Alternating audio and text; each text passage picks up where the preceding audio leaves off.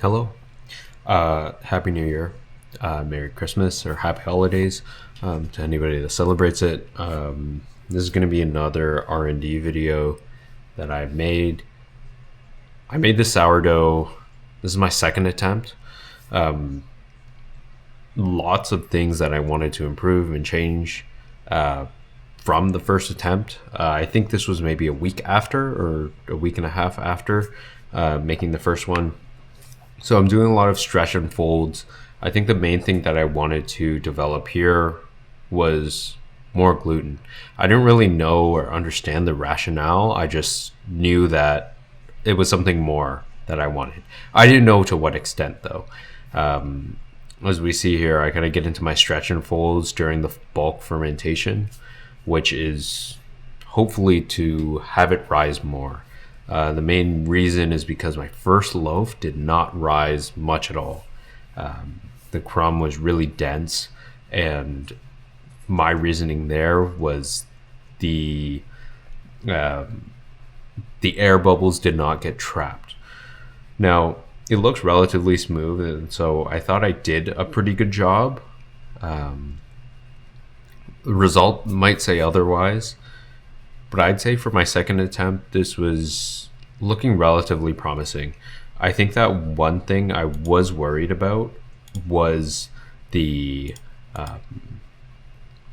doubling effect of it. And so I was taking pictures of it, trying to get the right angle just to see if it did actually expand or not. It's kind of hard to measure because it's in a bowl and it doesn't always touch the edges.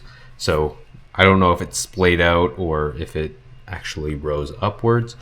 But either way, I kind of have to cut to a video at my girlfriend's house, mainly because I really didn't want to get this bulk fermentation right. Get this bulk fermentation wrong. And so I brought it overnight, let that rest within this basket, or I say basket. It's really just a loaf tin. Now, one other thing I wanted to try was just changing up the cooking method of it.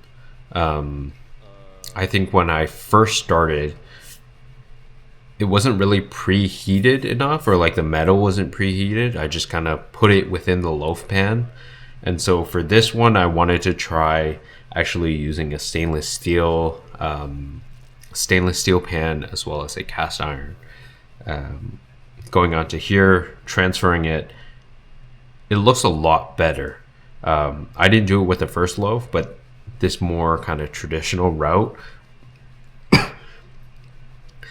was a lot easier, or just more akin to the actual sourdough process. So here I'm just wiping off excess flour, using my knife to cut. I still don't have a razor.